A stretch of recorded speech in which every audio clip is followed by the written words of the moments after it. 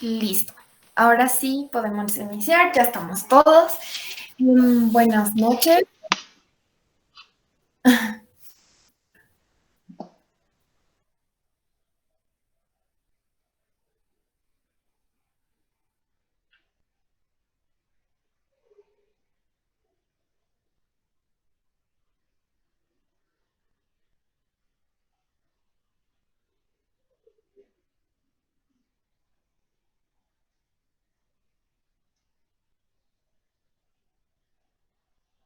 Me escucho en tu micrófono.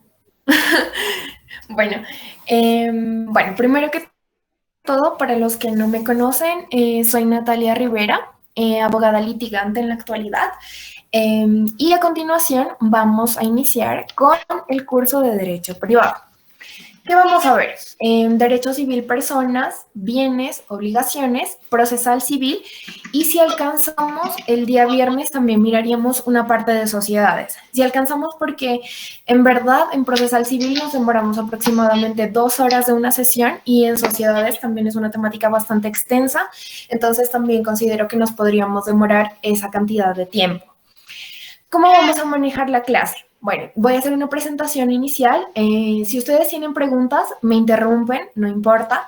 Hacen la pregunta, formulen la pregunta, se la responde ahí mismo y continuamos con la temática. Ahora sí, para que sea más dinámica la clase, también voy a formularles preguntas. O sea, vamos pasando un tema y vamos evaluándolo. Y así vamos retroalimentando entre cada uno de nosotros. Bueno, les dije que les iba a enviar las diapositivas al grupo, entonces apenas acabe la clase o mañana en la mañana más tardar, les enviaría las diapositivas y también los cuadros adicionales, los mapas conceptuales de personas y de bienes. El de bienes es como muy general, el de personas sí es como más específico, los requisitos de la personalidad jurídica, etcétera. Entonces, ahora, por cierto, Yadira, las clases van a ser de 7 a 9 de la noche hasta el día viernes. ¿Por qué van a ser de ese modo? Bueno, anteriormente hacíamos 1 hora diaria, pero como están muy cerca de los preparatorios, que ya son la siguiente semana, hemos planeado el horario de ese modo, de que sean 2 horas diarias de 7 a 9 de la noche. Ya vi, ¿cierto? ¿Te añado el grupo al finalizar o me lo recuerdas? Y pues vamos a iniciar con Derecho Civil Personas.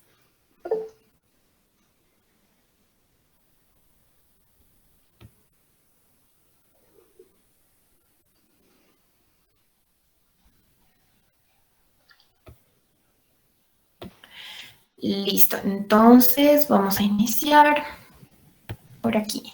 ¿Me dicen si están viendo mi pantalla, por favor?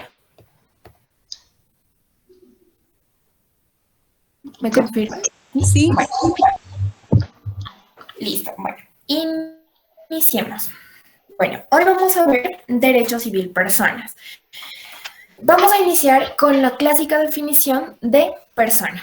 Hay que diferenciarlo en dos tipos de personas. Existen personas naturales y personas jurídicas. Las personas naturales se regulan en el artículo 74 del Código Civil. En tanto, las personas jurídicas se regulan en el artículo 633 del mismo. ¿Cuáles son los requisitos? O primero, ¿qué es una persona natural? Es aquel individuo de la especie humana, cualquiera sea su edad, sexo, estirpe o condición, que debe cumplir con una serie de requisitos para ser considerado como tal. ¿Cuáles son esos requisitos? Los establecidos en el artículo 90 del Código Civil, que son básicamente dos. ¿Cuáles son ellos?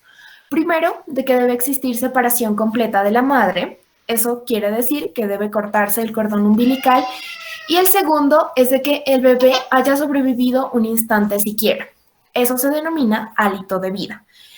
Y que hubiese ingresado aire en los pulmones de ese bebé.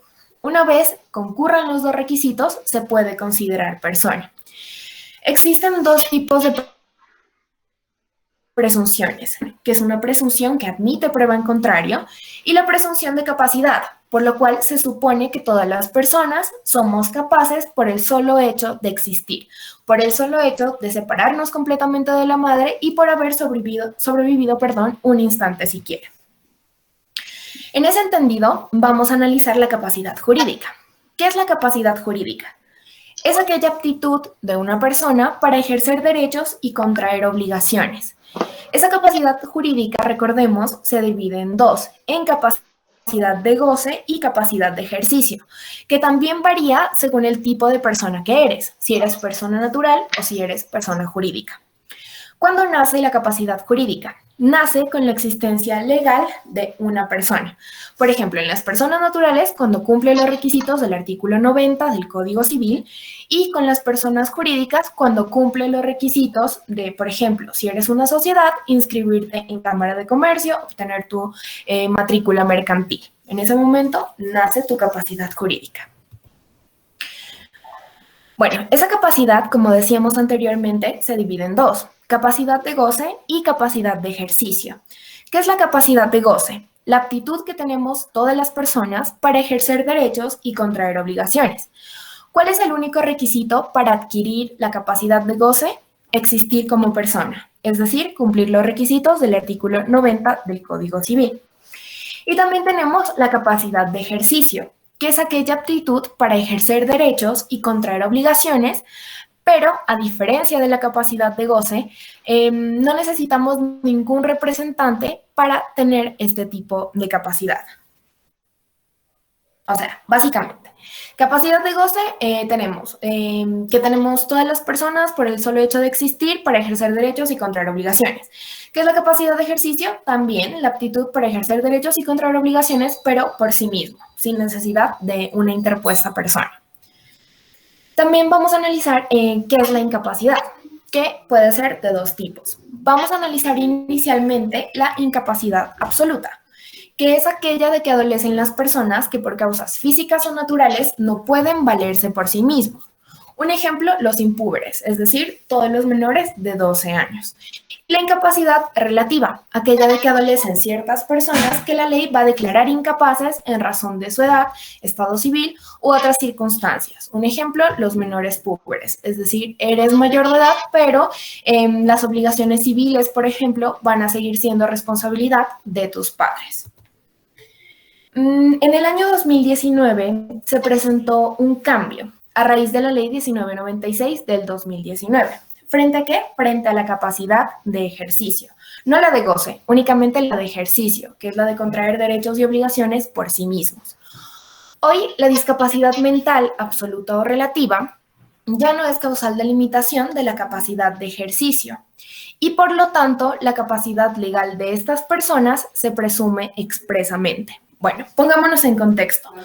Antes de la ley 1996 de 2019, las personas que tenían discapacidad mental absoluta o relativa, por ejemplo, las personas con demencia u otro tipo de dificultades mentales, se los consideraba incapaces por ese solo hecho.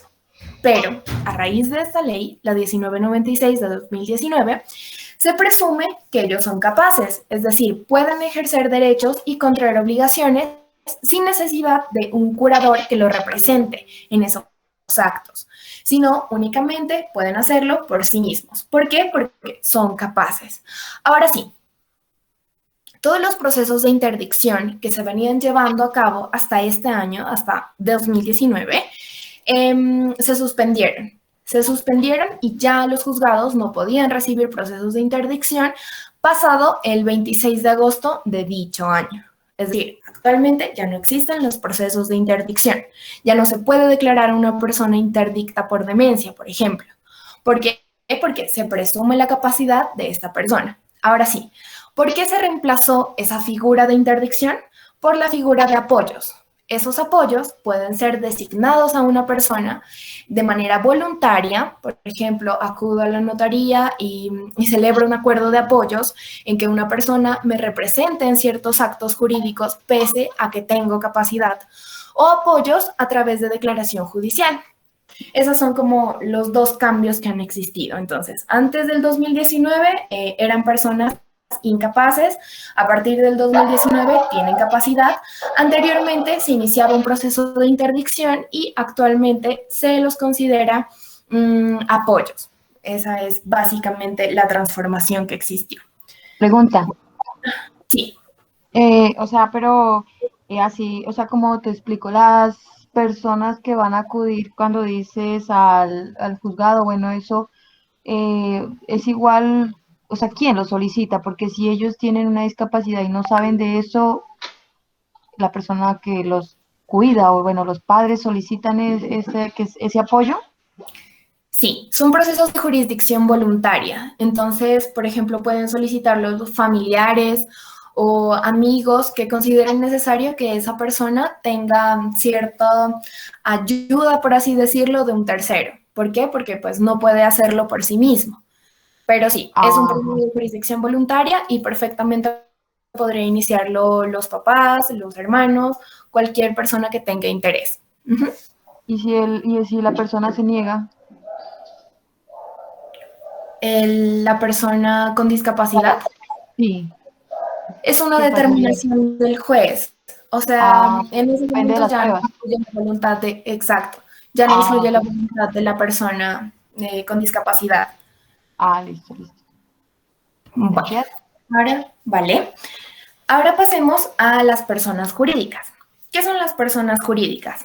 A diferencia de las personas naturales que deben cumplir los requisitos del artículo 90, las personas jurídicas en verdad son personas ficticias.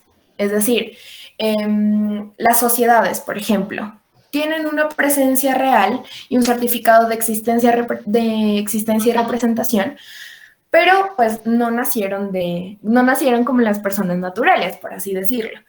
Bueno, ¿qué son? Son personas jurídicas ficticias capaces de ejercer derechos y contraer obligaciones. Recuerden, esta es la definición clásica de capacidad de goce. Ahora sí, miremos capacidad. Son titulares de derechos y obligaciones, capacidad de goce, pero hay una parte especial y es de que las personas jurídicas son incapaces desde el punto de vista de ejercicio. ¿Y por qué son incapaces desde el punto de vista de capacidad de ejercicio? Porque interactúan a partir de representantes legales. Recordemos, la capacidad de ejercicio es la capacidad de ejercer derechos y contraer obligaciones por sí mismos, sin necesidad de un tercero. Las personas jurídicas jamás tendrán capacidad de ejercicio porque siempre actúan a través de un intermediario que es su representante legal. ¿Y por qué lo hacen así? Porque son personas ficticias. Entonces, las personas jurídicas siempre van a tener capacidad de goce, más no capacidad de ejercicio. Ahora sí, las personas jurídicas se van a dividir en tres. Personas jurídicas de derecho público, como pueden ser naciones, municipios o departamentos, personas jurídicas de derecho privado, como son las sociedades, corporaciones o fundaciones, y las personas jurídicas de derecho social, clásicamente los sindicatos. Miremos las sociedades. ¿Qué son las sociedades? Son personas jurídicas diseñadas para desarrollar una empresa. Pueden ser, según el tipo de socios, en este caso, sociedades de personas, se unen por un intuitu personae, es decir, por la calidad que tienen los socios. Pueden ser sociedades de capitales, que se unen por un ánimo de lucro. Por ejemplo, la sociedad SAS o la SA, Sociedad Anónima. O también puede ser sociedades mixtas, que tienen un deseo de lucro, pero también les interesa un intuito personal, es decir, la calidad de cada uno de los socios. Por ejemplo, la sociedad limitada. Tenemos también asociaciones, que son aquellas personas jurídicas que para conformarse deben cumplir ciertos requisitos, los cuales son los siguientes. Mínimo se debe conformar por 3 personas. El patrimonio inicial puede ser de 0 pesos. Su documento de constitución puede ser público o privado y la inscripción cumple un carácter declarativo, no constitutivo. Las fundaciones, a diferencia de las asociaciones, tienen otros requisitos. ¿Cuáles son ellos? Deben ser creadas por una persona o grupo, pero no existe un límite, un mínimo de sujetos para crearla. Su dotación inicial debe ser adecuada para el cumplimiento de los fines, debe tener un patrimonio inicial superior a 0. El documento de constitución se debe formalizar en escritura pública, nunca a través de documento privado, y la inscripción tiene un carácter constitutivo. Bueno, ahora sí, vistos estos temas, pasemos a los atributos de la personalidad. Ah, nada, para nada. Básicamente son los mismos para personas naturales y jurídicas, pero vamos a ver uno que no tienen las personas jurídicas y que sí tienen las personas naturales. No sé si recuerdan cuáles son los atributos de la personalidad.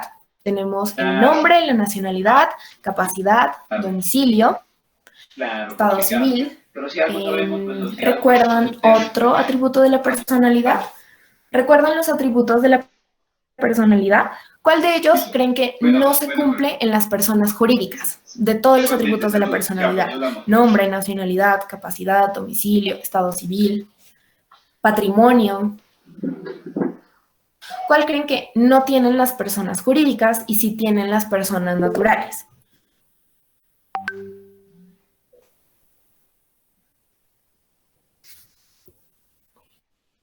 Estado civil.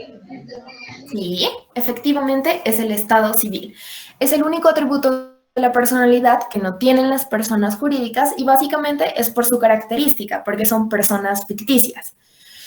Bueno, vamos a analizar cada uno de los atributos de la personalidad. Primero tenemos el nombre. Es la identificación de una persona. En las personas naturales es el nombre de pila. Por ejemplo, tu nombre es Ana María Rebollero. Entonces, tu nombre sería Ana María.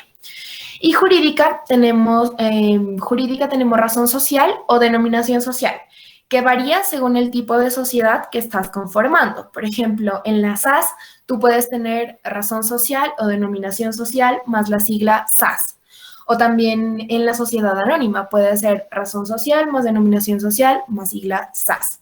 Pero hay sociedades de personas, por ejemplo, las sociedades en comandita, que generalmente, por ejemplo, la sociedad en comandita simple únicamente admite razón social, pero eso lo vamos a ver, espero que lo miremos el viernes en sociedades, si tenemos la oportunidad de hacerlo.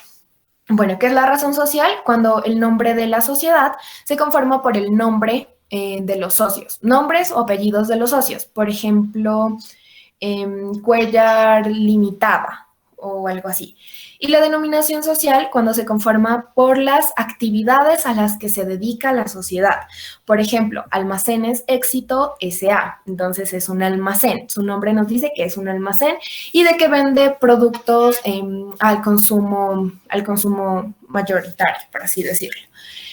También tenemos la nacionalidad como atributo de la personalidad, que se constituye como aquel vínculo de una persona al Estado y adjudica la ciudadanía para el caso de las personas naturales. Tenemos también la capacidad, que como ya lo vimos, es aquella aptitud de una persona para ejercer derechos y contraer obligaciones y que puede ser capacidad de goce o capacidad de ejercicio. Tenemos también el domicilio, que va a individualizar a una persona. Y es aquel lugar donde la persona ejercita sus derechos y va a cumplir sus obligaciones. Tenemos el patrimonio, que es aquel conjunto de bienes y deudas que posee una persona, sea natural o jurídica, y es una universalidad de derecho. A continuación vamos a diferenciar universalidad de hecho de universalidad de derecho. Y finalmente tenemos al estado civil, que es aquella situación jurídica de una persona en su familia y sociedad. Bueno, ¿qué es una universalidad de hecho? Es aquel conjunto de bienes y deudas que constituyen un todo indivisible. Un ejemplo es el patrimonio o la sucesión a título universal. Y la universalidad de hecho es aquel conjunto de bienes que es factible de dividir, a diferencia de la universalidad de derecho, y se agrupan en relación con un fin económico determinado. Un ejemplo, un establecimiento de comercio, que también es uno de los bienes mercantiles. Ahora sí pasemos a las fuentes del derecho. Pueden ser de dos tipos, fuentes materiales o fuentes formales.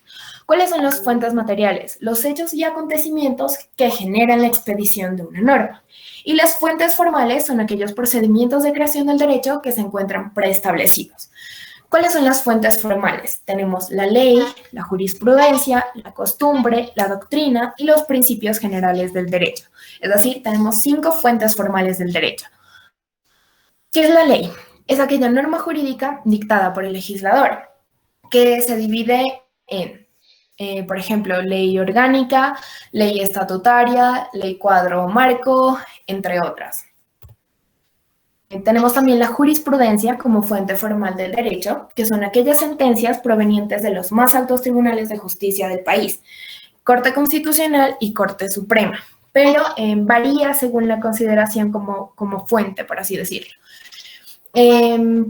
Como jurisprudencia, perdón. Para la Corte Constitucional tenemos las sentencias C, o de control de constitucionalidad, que tienen efectos erga omnes, es decir, efectos frente a todos, las sentencias SU, o sentencias de unificación, que también tienen efectos erga omnes, y tenemos finalmente las sentencias de tutela, que tienen efectos interpartes, es decir, solo frente a aquellos sobre los que se produjo la decisión. Y para poder considerar a la jurisprudencia de la Corte Suprema de Justicia como fuente formal del derecho, debemos contar con 3 o más decisiones en igual sentido de la Corte sobre determinado asunto. Ahora pasemos a la costumbre, que es aquel modelo de conducta observada en el lugar en que se invoca. Necesita de una antigüedad y debe ser de observancia general. De igual modo, debe ser constante y las personas que viven en ese lugar deben tener un pleno convencimiento de que esa conducta es obligatoria. Pongamos un ejemplo. En la Cámara de Comercio de Bogotá se considera costumbre, y así se encuentra registrada, cancelar el arrendamiento en los 5 primeros días del mes, previo a que tú disfrutes de ese mes. No sé si me hago entender. Por ejemplo, tú estás arrendando un establecimiento de comercio en Bogotá. Usualmente, si ese contrato de arrendamiento de establecimiento de comercio se celebrase en cualquier otra ciudad del país, lo usual es de que tú estés ahí de 1 de enero a 30 de enero y una vez termine el mes, cancelas el canon. Pero en Bogotá, por costumbre, se cancela de manera anticipada los 5 primeros días del mes. O sea, si tú estás arrendando un establecimiento de comercio en Bogotá, no te cobrarían el mes de enero en los últimos días o inicios de febrero, sino que te cobrarían de manera anticipada los 5 primeros días del mes, es decir, del 1 al 5 de enero, para que tú puedas disfrutar todo el mes en el inmueble. En ese caso sería ley para las partes que se encuentran en ese lugar. ¿Por qué? Porque es constante, todos los comerciantes se convencen de que esa conducta es obligatoria y es de observancia general. Entonces ellos ya lo han tomado de ese modo y lo aceptan y lo cumplen además de todo. También tenemos unos tipos de costumbre que pueden ser delegante, delegada o derogatoria. ¿Cuál es la costumbre delegada? La legislación nos va a remitir a determinada costumbre. La delegante, cuando por medio de la costumbre se faculta una autoridad para crear una norma jurídica. Y la derogatoria, finalmente, que no aplica en Colombia, es aquella en la cual la costumbre es tan importante que deja sin efecto la ley. En Colombia únicamente estamos ante costumbre delegada y costumbre delegante, más no derogatoria. ¿Cómo se prueba esa costumbre? Se va a acreditar con copia de decisiones judiciales que demuestren su existencia y vigencia o el certificado de Cámara de Comercio del lugar donde se presenta la misma. Por ejemplo, si es una costumbre en Bogotá, no puedo acudir a la Cámara de Comercio de Pasto para que me certifiquen la costumbre de otro lugar. Debes acudir para probar esa costumbre a la Cámara de Comercio del lugar donde se presente, porque recordemos, las costumbres generalmente se presentan cuando la población de determinado lugar las considera obligatorias, de obligatorio cumplimiento. ¿Cómo se prueba la costumbre mercantil nacional? A través del testimonio de 2 comerciantes inscritos en el registro mercantil, a través de decisiones judiciales que muestren su existencia en los 5 años anteriores, porque la costumbre puede cambiar. Por ejemplo, así como hoy podemos, no sé, cumplir el caso que les ponía de cancelar de manera anticipada el arrendamiento de un establecimiento de comercio, puede que de aquí a 2 años esa costumbre ya no tenga validez, por ejemplo, por lo que sucedió con el COVID. Entonces ya no tiene validez y todos cancelan mes cumplido. Ese es un ejemplo. Y finalmente, la certificación de la Cámara de Comercio del lugar donde rija la costumbre. Por lo que les decía, porque las costumbres generalmente son aceptadas por determinada población de un lugar. ¿Y cómo se prueba la costumbre mercantil extranjera? A través del certificado de cónsul colombiano o de una nación amiga. Por ejemplo, si no existe cónsul colombiano en esa nación, pues deberá probarse esa costumbre mercantil a través del cónsul de una nación amiga. En caso de que no exista ninguno de los dos, deberá recurrirse a 2 abogados del lugar de reconocida honorabilidad, especialistas en derecho comercial. Bueno, pasemos a otra fuente del derecho, que es la doctrina.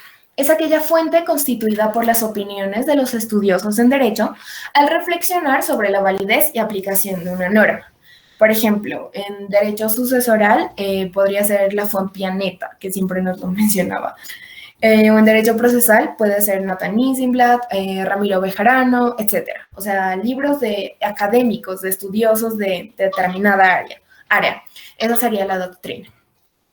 Y finalmente tenemos los principios generales del derecho, que son aquellos enunciados normativos que a pesar de no estar integrados a un ordenamiento jurídico, se entienden que forma parte de él y sirven de fundamento a otros enunciados normativos. Algunos ejemplos de principios generales del derecho. Quien puede lo más, puede lo menos, lo accesorio sigue la suerte de lo principal, a lo imposible nadie está obligado o pacta sunt servanda. Vamos a mirar ahora la anticipación de la personalidad. Recordemos, cuando mencionábamos la personalidad jurídica en una persona natural, decíamos que debía cumplir con 2 requisitos establecidos en el artículo 90. Separarse completamente de la madre y respirar un momento siquiera. Pero hay una excepción a esa regla. Y es el caso de los hijos póstumos, es decir, aquellos cuyo padre muere estando simplemente concebidos, no han nacido, o sea, no son personas. Sin embargo, quienes tienen derecho a recibir la porción hereditaria que les hubiese correspondido antes de la muerte del padre. Entonces, en este caso, pese a no ser personas, por regla general, porque no cumplen los requisitos del artículo 90, se puede anticipar la personalidad, es decir, considerarlos personas, por así decirlo, antes de tiempo.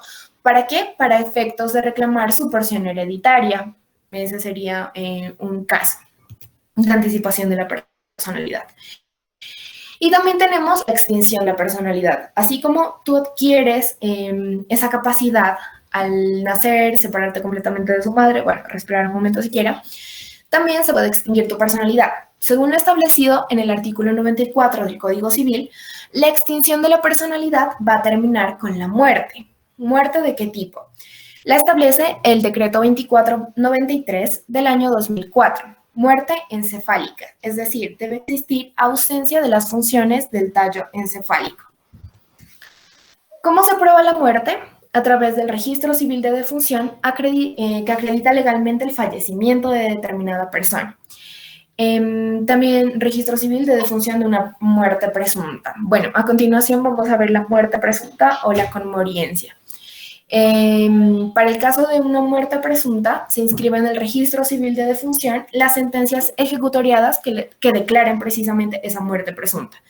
Entonces, la existencia de la personalidad, la terminación de la personalidad, la extinción de esa personalidad, por regla general se da a través de la muerte natural, muerte encefálica. Sin embargo, existen otro tipo de muertes, por ejemplo, la muerte presunta. En este caso, para poder hacer efectiva esa muerte, esa extinción de la personalidad, se debe inscribir en el registro civil de defunción la sentencia ejecutoriada que demuestre la presunción de muerte de ese individuo. Ahora vamos a mirar cada uno de ellos. Bueno, muerte real, evento en el que existe seguridad de que las funciones vitales de la persona han culminado. Y la muerte presunta, pues no hay certeza de que la persona ha fallecido, pero existe sentencia que así lo va a declarar. ¿Cuáles son los efectos de esa muerte presunta? Los derechos patrimoniales de la persona presuntamente muerta se van a hacer transmisibles, es decir, se puede iniciar procesos de sucesión, se puede dar apertura a esos procesos, por ejemplo, también en materia de derecho laboral, en derecho de seguridad social, por ejemplo, las pensiones, la pensión que pudiera tener esa persona. Los derechos susceptibles de constituirse o extinguirse se efectivizan y la disolución del matrimonio o sociedad conyugal que haya tenido esa persona. Aquí tenemos la presunción de muerte por desaparecimiento, perdón, establecida en el artículo 97 del Código Civil, y la ausencia determinada en el artículo 96 del Código Civil. ¿Cuáles son los requisitos para que a una persona se pueda declarar presuntamente muerta? Primero, que existan 2 años sin noticias del ausente. Segundo, la declaración provocada por cualquiera que tenga interés, por ejemplo, sus familiares, su esposa, sus hijos, sus padres, etc. Citación del desaparecido por edictos, 3 edictos, transcurridos más de 4 meses entre ellos. Por ejemplo, el primer edicto de este mes, 4 meses después otro edicto y 4 meses después el último edicto. Se va a declarar por el juez del último domicilio del desaparecido y el día presuntivo de la muerte será el último del primer bienio contado desde la fecha de últimas noticias de esa persona declarada presuntamente muerta. Y también tenemos la ausencia, determinada en el artículo 96 del Código Civil. La persona desaparece del domicilio, se ignora su paradero, se considera el desaparecimiento como mera ausencia, es decir, no tiene un requisito de, por ejemplo, pasan 3 años, pasan 6 meses, no, únicamente su simple desaparecimiento se considera como ausencia. Representación a través de su apoderado o representante legal. ¿Qué sucede en el caso de que la persona declarada presuntamente muerta aparezca? Pues, pongamos un caso. Resulta que el compañero permanente de Margarita fue declarado presuntamente muerto hace 2 años. Entonces, Margarita en este momento tenían hijos en común. Entonces, los hijos en común ya heredaron toda la porción que les correspondía como asignaciones forzosas. Ya se dividió su patrimonio, por ejemplo, tenían 2 inmuebles, tenía un vehículo, tenía una sociedad de capitales y absolutamente todo fue asignado a sus herederos. Entonces pasan 2 años y el esposo de Margarita decide que fue suficiente y que su estadía en el exterior debe culminar. Se regresa al país y nota de que todos sus bienes, que él ya no es propietario de sus bienes, de que ahora sus hijos disfrutan de la sociedad, de los inmuebles, de los muebles, por ejemplo, vehículos, etc. Entonces, él acude a tu oficina y te pregunta, ¿qué puedo hacer? Fui declarado muerto, efectivamente en el registro civil de defunción aparezco como muerto, hay sentencia ejecutoriada que así lo manifiesta. ¿Qué puedo hacer? Entonces, tiene una opción y es acudir a la figura de rescisión consagrada en el artículo 109 del Código Civil. ¿Para qué se efectúa la rescisión? Para revocar la sentencia que declara precisamente muerta a esa persona. Y ¿cuál es el objetivo o fin de la acción? Devolver los bienes al desaparecido conservando hipotecas, enajenaciones. Tercero, se presume de buena fe y puedo presentar prueba en contrario. O sea, los hijos se van a presumir como terceros de buena fe. Sin embargo, si ellos llegaron a tener noticias de que su padre se encontraba vivo, podría manifestarse ello para que pues cancelen los respectivos perjuicios ocasionados al desaparecido, al presuntamente muerto. El artículo 584 del Código General del Proceso. Sí, dime. Se devuelven los bienes al desaparecido conservando hipotecas, o sea, ¿cómo? No entiendo. Sí, por ejemplo, resulta que los hijos de Margarita y de su esposo presuntamente muertos hipotecaron una casa para obtener un crédito bancario. Entonces, es la rescisión que busca, que se devuelvan los bienes a ese desaparecido. Pero como esos bienes estuvieron en poder de un tercero, que se presume de buena fe, se va a conservar la hipoteca sobre ese bien. O sea, el banco puede hacer exigible su obligación en caso de no pago con ese bien inmueble. O sea, si no le pagan el crédito al banco, pues el banco, como se mantiene una hipoteca sobre ese bien, que hipoteca pues adquirida por el hijo, por así decirlo, pues se mantiene. O sea, el desaparecido conserva el bien. Sin embargo, en ese caso, ¿quién paga la hipoteca? ¿El señor que ya es dueño a través de sus cosas o los hijos que lo hipotecaron? Ajá. En ese caso, se debe demostrar si existe buena fe o no existe buena fe por parte de esos hijos.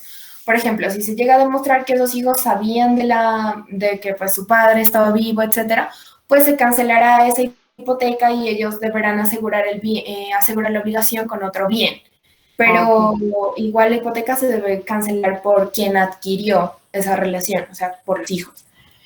Ah, ok. ¿Vale? Y finalmente, la acción de rescisión siempre será efectiva dentro de los 10 años siguientes a la fecha de publicación de la sentencia. Es decir, si el esposo de Margarita decidió regresar al país después de 20 años de haber viajado, pues ya no podrá hacer absolutamente nada. ¿Por qué? Porque la acción únicamente puede ejercerse en el uno de 10 años siguientes a la publicación de la sentencia. Ahora sí, miremos la conmoriencia del artículo 95 del Código Pregunta Civil. Dime. rápida. Ese artículo 584 no admite ninguna excepción? No, no admite ninguna excepción. Es Vale. una regla general que no admite excepciones. Bueno, el artículo 95 del Código Civil nos menciona la conmoriencia. ¿Cuándo se da la conmoriencia? Cuando mueren dos o más personas en el mismo acontecimiento, por ejemplo, un hijo, etcétera, que sea un acontecimiento común. No se sabe el fallecimiento, o sea, no podemos decir Marta falleció a las 8:50, Juan falleció a las 9, etcétera. No sabemos. Y se procede como si dichas personas hubiesen fallecido en un mismo momento y ninguna hubiese sobrevivido a las otras. O sea, se declaran muertas a esas personas en el mismo momento, en la misma fecha, en la misma hora, mismo lugar. Un ejemplo, el Titanic, pero si Rose no hubiese sobrevivido, o sea, todos hubiesen fallecido en ese momento trágico. En ese caso, pues, se consideraría conmoriencia, de que todos fallecieron a causa del mismo acontecimiento y pues ya, o sea, hasta ahí llegó su vida, por así decirlo. Se extingue la personalidad. Bueno, ello frente a la extinción de la personalidad jurídica en personas naturales. Ahora pasemos a la extinción de la personalidad jurídica, pero en personas jurídicas. Puede ser, bueno, se debe dar en dos etapas para iniciar. Primero la disolución y luego la liquidación de la sociedad. ¿Qué es la disolución? Cuando nace el proceso liquidatorio de la entidad. Se reduce la capacidad legal, por lo cual solo tienen facultad para realizar actos que busquen su liquidación. No puede desarrollar su objeto social. Es decir, únicamente se va a encaminar a los actos liquidatorios. Una SAS, una SA o una sociedad limitada solo se va a dirigir a terminar su vida jurídica. Y la liquidación, efectivamente, previo a pues la disolución es el paso 1 y la liquidación es el paso 2. Una vez terminada la disolución, los actos que van encaminados a la terminación de la personalidad jurídica procederá la liquidación, donde se da fin a esa persona jurídica y se va a cancelar su matrícula ante la Cámara de Comercio. Bueno, aquí algunas preguntas frente a lo que miramos anteriormente. De conformidad con el Código General del Proceso, si una persona es declarada muerta en forma presunta y reaparece, el plazo que tiene el reaparecido para hacer valer sus derechos de carácter patrimonial, contado a partir de publicación de la sentencia de muerte presunta, es de A, 3 años, B, 5 años, C, 10 años o D, 20 años. 10 años, sí. C, 10 años. ¿En qué Así fueran las consiste? preguntas de preparatorios. No creo, a veces, verás, esta pregunta, de hecho, si la formularan, o sea, yo la escuché así, ¿en qué consiste la capacidad de, bueno, esta no, pero una muy similar, que la voy a hacer a continuación. ¿En qué consiste la capacidad de goce y ejercicio en personas jurídicas? La capacidad de goce, pues, es a ejercer los derechos y contraer obligaciones, pero el capacidad de ejercicio en personas jurídicas dijo que no se podía porque lo hacen a través de interpuesta persona. Ajá. Mira que de hecho esta pregunta le hizo Mario, le hizo. O sea, las personas jurídicas tienen capacidad de ejercicio. Te lo juro, o sea, sí Eso fue te una digo, pregunta. no es que si fueran así todas, pues genial, porque pues uno hay muchos conceptos que sí se acuerda. El problema es cuando pues lo ponen a que no, así como con fechas y esto, y unas ahora no pueden ni sacar ni un apunte, o sea, ni hacer un, ¿qué es? Bueno, un número, nada, o sea, todo en la mente, y ahí sí, es como que mucha presión. Verán, si quieren también en el grupo, no sé, ustedes ya presentaron preparatorios de derecho privado o no. Si lo han presentado, pueden enviar las preguntas por WhatsApp y las resolvemos. Entonces, pues el viernes o jueves o antes de finalizar cada una de las sesiones, podemos resolver algunas preguntas que hayan fallado o en las cuales les dijeron no, no es la respuesta, bueno, les dijeron no es la respuesta correcta o te falta argumentación o algo así para resolverlas. Yo tengo algunas preguntas de preparatorios previos que también podríamos analizarlas, como al finalizar la clase de cada día, por ejemplo, analizar algunas preguntas, resolverlas. No Sí, sé me si ya lo parece han bien. Yo no he hecho todavía ningún preparatorio así en la modalidad de ahora. Entonces sí me visto. gustaría que pues los que tengan preguntitas para uno saber cómo es el estilo de preguntas.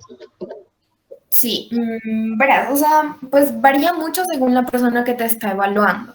O sea, por ejemplo, si es Omar o si es Dubán o sea, varían mucho las preguntas.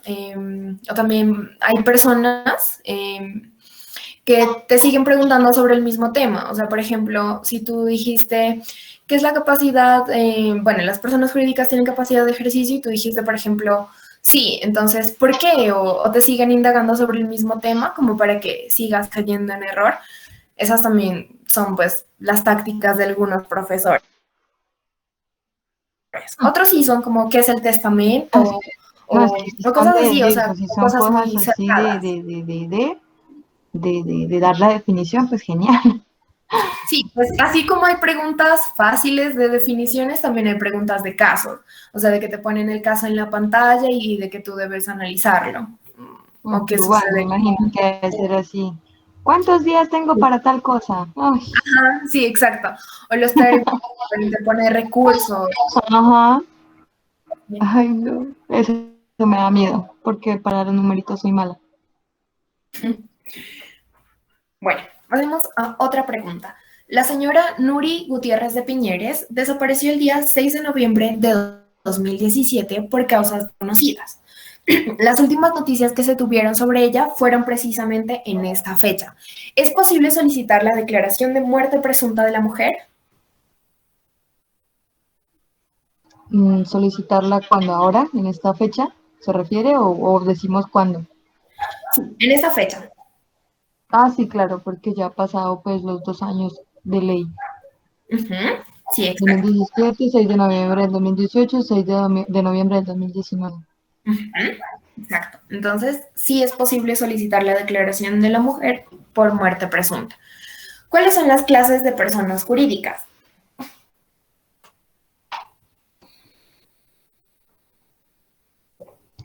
Sociedades, fundaciones y asociaciones. Y asociaciones. Ujú. La clasificación de las sociedades según el tipo de socios. ¿Alguien lo recuerda? Sociedades de personas, de capitales, Ujú. ¿Y? de... Se me olvidó. Y Y de... No me acuerdo. Es que esas son las que siempre se graban. Sociedades, capital, personas. No me acuerdo. ¿alguien tiene la respuesta?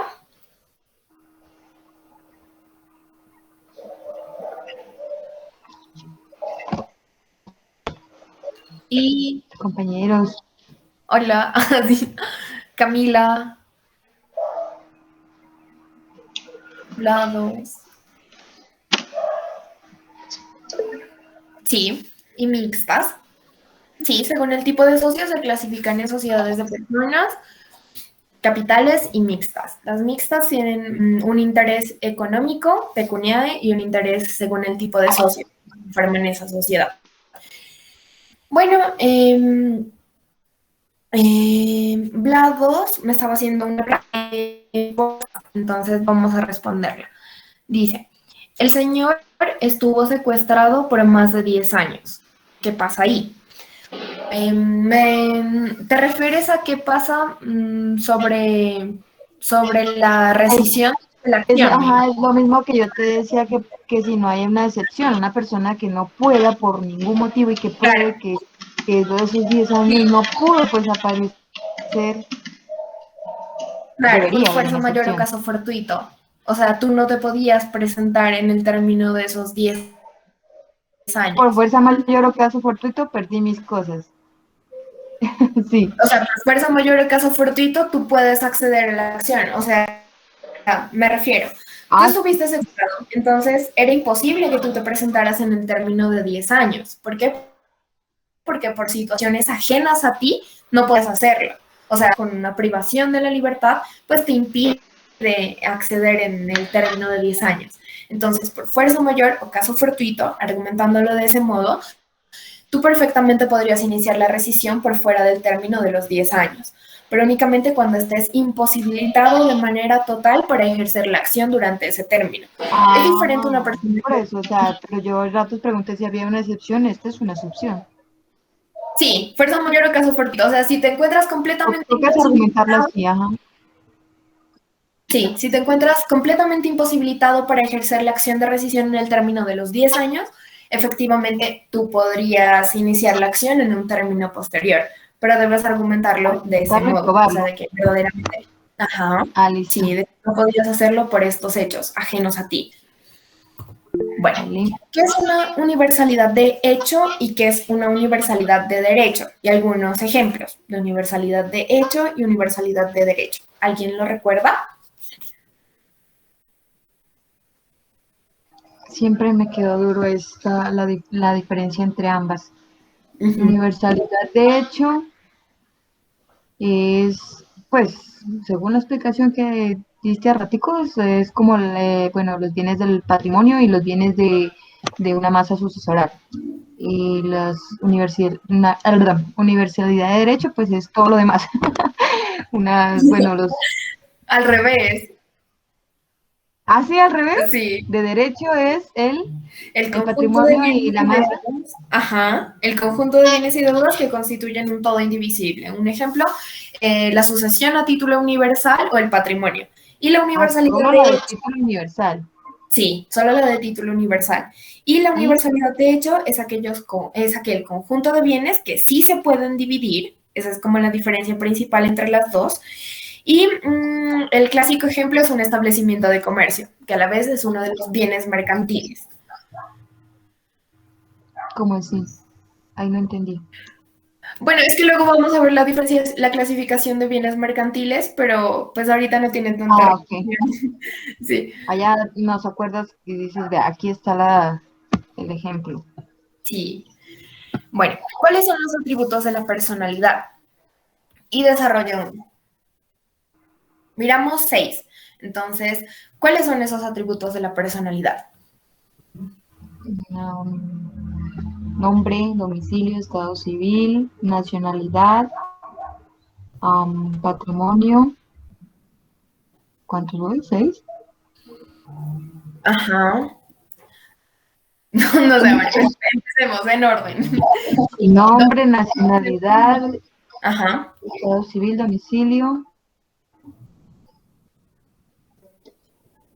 el patrimonio y se me olvidó. Compañeros, Nombre, nacionalidad, capacidad, domicilio, patrimonio y estado civil. Ujú. Sí, efectivamente. Ahí están los 6. Bueno, con respecto a la capacidad se refiere a ejercer los derechos y el goce y el ejercicio. Ujú. Sí, Pues el nombre se refiere al nombre de pila, pues que identifica a la persona en personas naturales. Y en la sí. política se refiere a la ración social o a la denominación social. Sí, efectivamente. Bueno, ahí ya desarrolló 2 de los atributos de la personalidad. Camila ya nos desarrolló 2. Ahora sí, bueno, ¿qué decíamos frente a las personas jurídicas que no tenían uno de los atributos de la personalidad? ¿Cuál era ese atributo que no tienen las personas jurídicas? El estado civil. Sí, el estado Así civil, No se pueden casar. efectivamente. Bueno, entonces, eso sería todo en la parte de personas, que es como una parte rápida. Ahora sí, pasemos a derecho civil, bienes. Bueno, ¿qué son los bienes o qué requisitos deben cumplir los bienes para considerarse como tal? Según el artículo 654 del Código Civil, los bienes son cosas que deben cumplir con 3 requisitos. ¿Cuáles son ellos? Existencia, puede darse en 2 planos, en el mundo de lo material o en el mundo de lo jurídico, en el caso de derechos. Deben tener un interés patrimonial susceptible de avalúo. Deben hacer parte del patrimonio de alguien. Puede ser una persona determinada o una persona desconocida, el Estado, por ejemplo, en los bienes baldíos. Los bienes a la vez se clasifican en bienes privados y bienes públicos. ¿Cuáles son los bienes privados? Aquellos que adquiere una persona a través de una compra, particulariza su uso, impidiendo a otra persona su disfrute. No solamente la compra, pueden ser otro tipo de actos jurídicos, otro tipo de contratos, por ejemplo, la donación.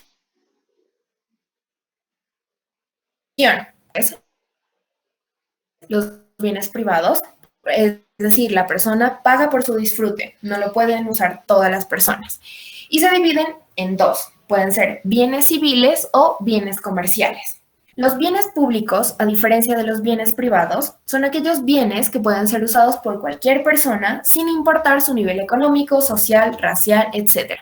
Un ejemplo de bienes públicos, las calles, los parques, etc. Son del disfrute de la sociedad. Su creación ha sido propiciada para el bienestar común y pueden ser bienes fiscales o bienes propiamente públicos. Ahorita vamos a ver la definición de cada uno de ellos. Bueno, los bienes privados pueden ser bienes civiles o bienes comerciales. Los bienes civiles son aquellos muebles, inmuebles o derechos susceptibles de ser valorizados, siempre de utilidad para el dueño o poseedor. Por regla general, los bienes privados son bienes civiles. Y tenemos a la vez bienes comerciales. Únicamente serán bienes comerciales, títulos, valores, letras de cambio, pagaré, cheque, y los establecimientos de comercio o la propiedad industrial. Los bienes privados tienen ciertas reglas que deben cumplirse tanto en bienes civiles como en bienes comerciales. ¿Cuáles son ellas? Su uso está reservado, como lo mirábamos anteriormente. Únicamente pueden hacer uso de ese bien los propietarios, los tenedores, por ejemplo, los arrendatarios, o los poseedores, quienes tienen ánimo de señor y dueño, pero no son propietarios. Los bienes privados a la vez son enajenables, es decir, se puede realizar cualquier tipo de contratos con ellos, bien sean compraventas o donaciones, como datos, por ejemplo, etc. Son embargables por regla general, excepción elementos indispensables para el desarrollo del trabajo o la vida en condiciones dignas. Y también son prescriptibles. Y los bienes públicos, vamos a iniciar por la diferenciación de cada uno de ellos. Recordemos, los bienes públicos pueden ser usados por cualquier persona. Bienes propiamente públicos, todos podemos hacer uso de ellos, por ejemplo, calles, plazas, son inenajenables. Comprar, no se pueden donar, absolutamente ninguno de estos actos. Son inembargables y son imprescriptibles.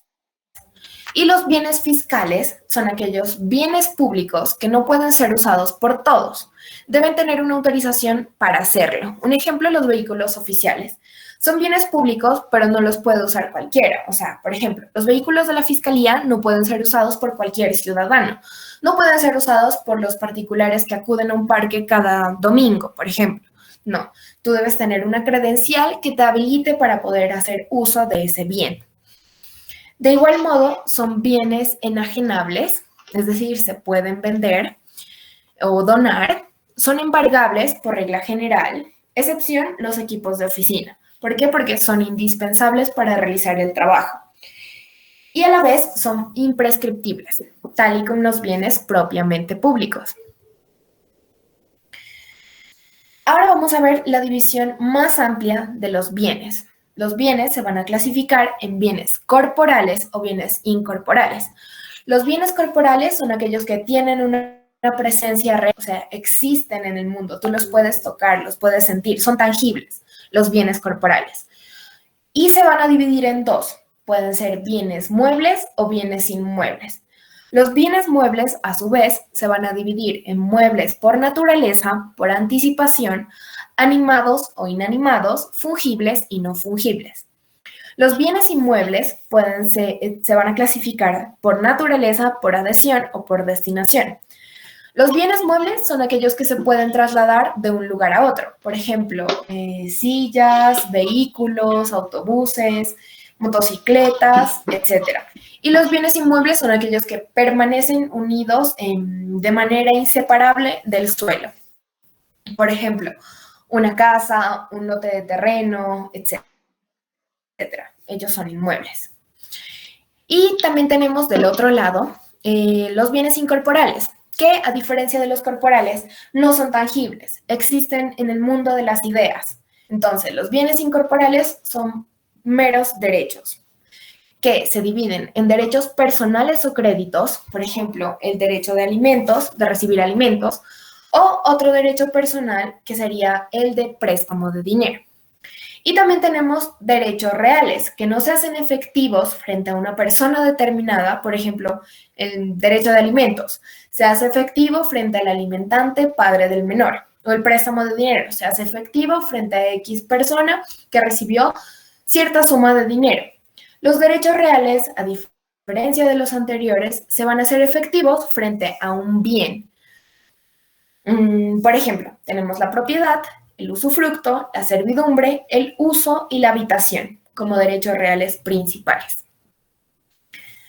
Vamos a iniciar por los bienes muebles, que son aquellos que pueden trasladarse fácilmente de un lugar a otro. Ejemplo, mesas, sillas, electrodomésticos, lo que mirábamos anteriormente. Tenemos bienes muebles vamos a iniciar con la clasificación de los bienes muebles. Tenemos bienes muebles por naturaleza.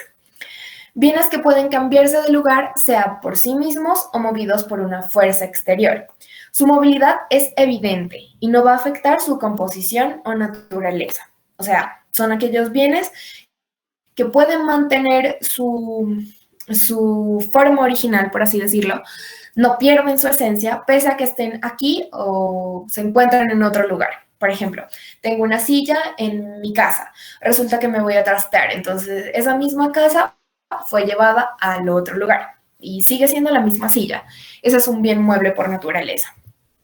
Tenemos también bienes muebles por anticipación, regulados en el artículo 659 del Código Civil. Son aquellos bienes que se encuentran pendientes, nacen siendo inmuebles, o sea, están unidos a un inmueble, pero con el paso del tiempo o alguna situación van a pasar a ser muebles.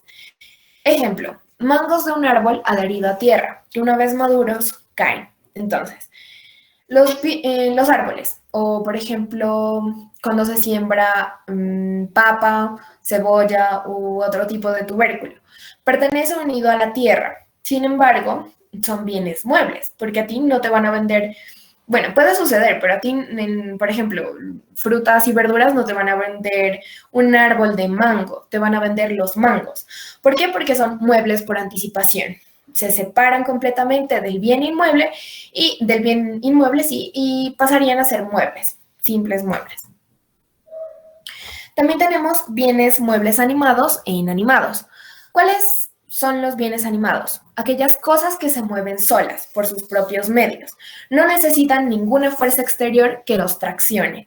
Un ejemplo, un semoviente. Por ejemplo, tengo vacas, tengo cerdos, tengo pollos, etc. Entonces serían bienes muebles animados. ¿Por qué? Porque se mueven por sí mismos.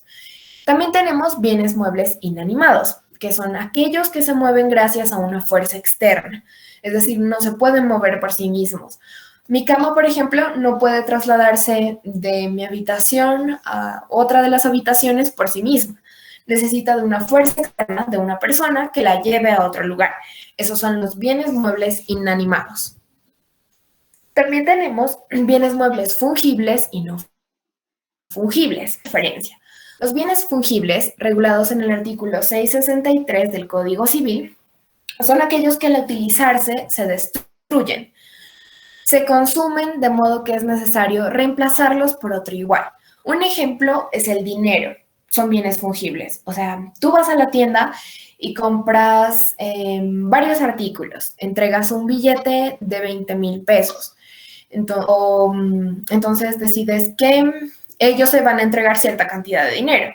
Entonces se va a destruir, por así decirlo, el billete entregado y vas a recibir otros de, pues, otro dinero que va a tener la misma utilidad. No, tú vas a cambiar ese dinero, lo mismo, o sea, vas a cambiar un billete de 50 porque necesitas tener más sencillo, entonces pues te van a entregar uno de 10, dos de 20, etcétera. Sigue siendo el mismo dinero, se destruyó, se consumió, pero lo van a reemplazar. Otro ejemplo más reciente serían los bitcoins. Entonces también serían bienes fungibles. Los utilizas, se destruyen y los puedes reemplazar por otros bitcoins.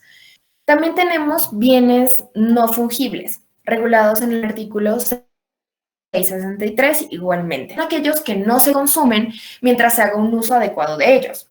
No es posible usarlos. Ejemplo, obras de arte o artículos de museo. No puede reemplazar, por ejemplo, la noche de Van Gogh con otro pintado por otra persona. O sea, es imposible. Son únicos. Se debe hacer un uso adecuado de ellos para que se mantengan en el plano de lo real, porque no lo podrá reemplazar. También este año ha surgido, pues a finales del año pasado, inicios de este año, algo llamado NFT, que tiene como una encriptación especial. ¿Qué son los NFT? Precisamente son activos digitales que te dan como un código especial para acceder a determinado cuadro, por así decirlo. Entonces, el creador de Twitter vendió su primer tweet. Entonces le dan, como al comprador, le dan un número específico que demuestra que eres propietario de ese bien. Es tal y como si fuese un cuadro, o sea, es único en el mundo y nadie lo podrá reemplazar. Vamos a analizar algunos contratos de bienes fungibles y no fungibles. Bueno, el clásico contrato de bien fungible es el contrato de mutuo o préstamo de consumo. ¿Por qué? Porque entregas un bien y se extingue, termina su vida y vas a recibir uno con iguales características. O sea, se puede perfectamente reemplazar. ¿Por qué? Porque está basado en préstamo de dinero y el dinero es un bien fungible. Y como contrato de bien no fungible, tenemos el contrato de comodato, regulado en el artículo 2200 del Código Civil. ¿En qué consiste el comodato? Es un préstamo gratuito, o sea, te están entregando, por ejemplo, las instalaciones de una bodega. Entonces tú no puedes reemplazar esa bodega por otra igual, ubicada en el mismo lugar, con las mismas condiciones, que tenga, no sé, 2 puertas de acceso, que sea de 1000 metros cuadrados, etcétera. O sea, es imposible reemplazarla. Bueno, aquí hay algunas preguntas. María es propietaria de una finca ubicada en el municipio de Tangua. En la actualidad posee un cultivo de aguacate. La señora acude a su oficina y pregunta, ¿puedo vender únicamente los aguacates o debo vender el árbol? Si puedo realizar dicha venta, ¿qué tipo de bienes estoy ofertando según la clasificación vista?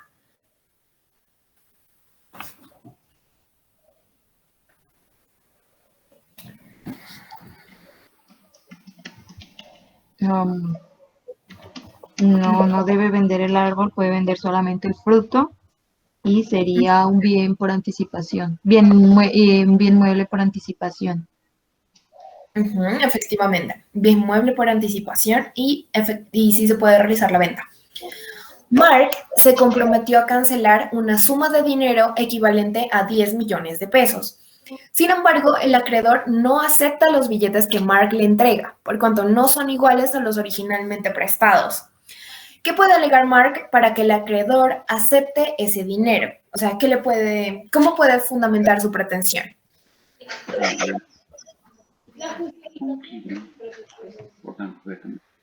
Que el dinero es un bien Tangible, que se puede reemplazar. Sí, exacto. El dinero es un bien fungible, se puede extinguir y reemplazar por otro que tenga la misma utilidad. Efectivamente. ¿Qué diferencia a los bienes corporales de los bienes incorporales? Que los bienes corporales tienen una presencia real, los incorporables no son tangibles. Sí, los bienes corporales tienen una presencia material en el plano de lo real. En cambio, los bienes incorporales no. Solamente tienen una existencia ficticia, por así decirlo. Únicamente son derechos, no están en lo plano de lo real. No son tangibles los bienes incorporales, a diferencia de los bienes corporales que sí son tangibles.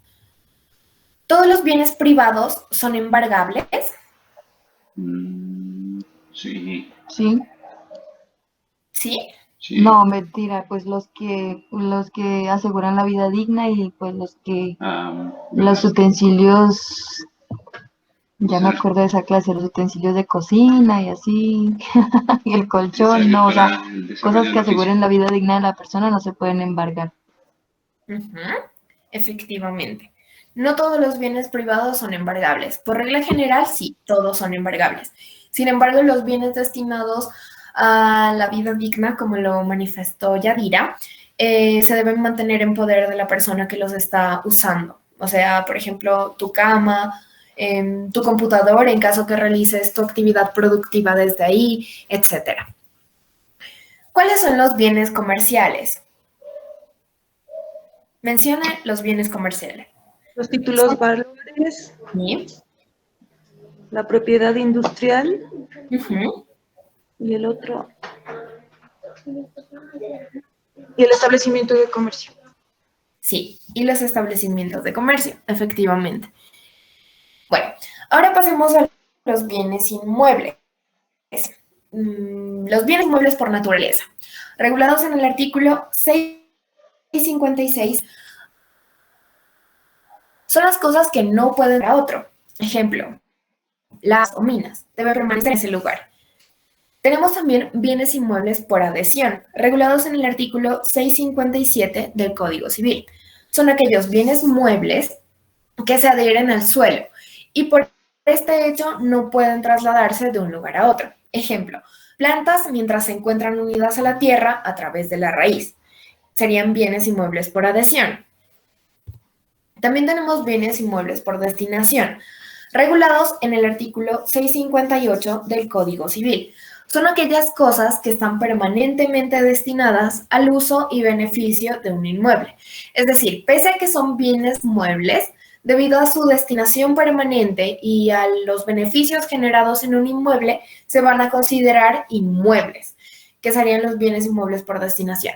Clásicamente pueden ser los tractores, que son bienes muebles en su origen, pero por destinación pueden considerarse bienes inmuebles, las trilladoras o las losas del pavimento, que esencialmente son bienes muebles, pero cuando se adhieren al suelo, pues ya serán considerados bienes inmuebles por destinación.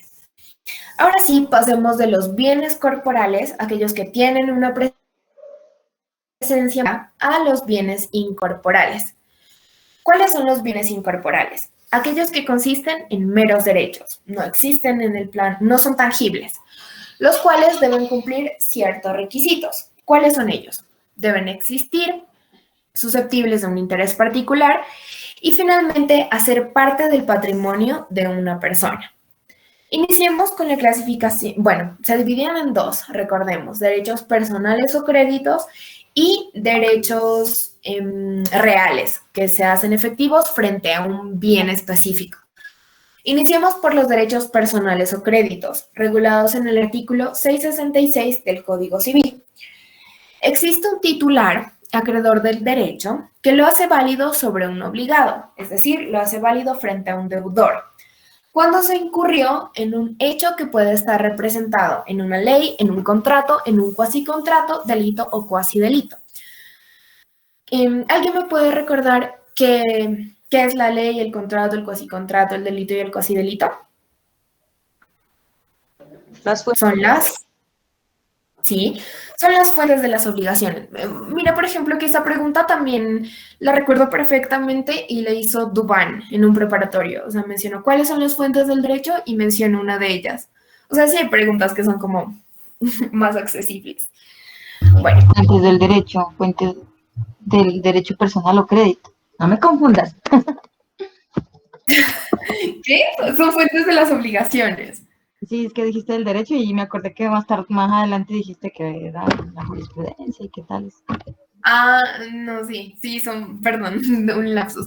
Sí, son fuentes de las obligaciones. Las fuentes formales del derecho, pues ya las pasamos, ya miramos. La pregunta es extra, siempre sabe casos, términos. Sí, por eso. No, pero sí la hizo, o sea, te lo juro. No te estoy mintiendo. Pues sí, Ojalá que ese día ojalá que el día que le toque conmigo le dé pereza hacer casos y pregunte puras definiciones. de la ley 820 de 2003 también pregunta bastante. De los Ley tipos, 820. sí, de los tipos de arrendamiento. O sea, pese a que no lo miramos, suele preguntarlo bastante. ¿Cuáles son los tipos de arrendamiento? Bueno, tendré en cuenta. O sea, esa ley sí es importante revisarla, de todos modos. Bueno, vamos a iniciar con las fuentes de las obligaciones. El artículo 1494 del Código Civil nos menciona la primera fuente de las obligaciones, que tenemos a la ley, que también es una fuente del derecho. La ley es aquella norma jurídica dictada por el legislador que establece casos en los que un sujeto se obliga por su expresa determinación a realizar un acto determinado. También tenemos el contrato, que es aquel acuerdo entre dos o más personas por el cual una parte se obliga para con otra a dar, hacer o no hacer determinada cosa. Las obligaciones de dar, hacer o no hacer, o sea, básicamente constituyen la prestación de dar, hacer o no hacer. Definámoslo de ese modo para que cuando miremos el proceso ejecutivo sea más fácil de comprenderlo. También tenemos el cuasicontrato, que es aquel hecho lícito, no contractual, es decir, no hay acuerdo entre las partes, pero genera obligaciones entre ellas. ¿Cuáles son algunos ejemplos de cuasicontrato? La agencia oficiosa o gestión de negocios ajenos y el pago de lo no debido. ¿En qué consiste el cuasicontrato de pago de lo no debido? Se regula en el artículo 2313 del Código Civil. Ocurre cuando una persona se equivoca a la hora de hacer un pago a determinado individuo. Lo hace a un sujeto diferente a su acreedor o paga algo que en verdad no debía. Es un cuasicontrato porque no existe voluntad entre las partes para suscribir determinada relación entre ellos. Simplemente estás, producto de tu equivocación, estás celebrando un pacto con el otro. Entonces, ese es el cuasicontrato, de pago de lo no debido. También tenemos el cuasicontrato de agencia oficiosa o gestión de negocios ajenos.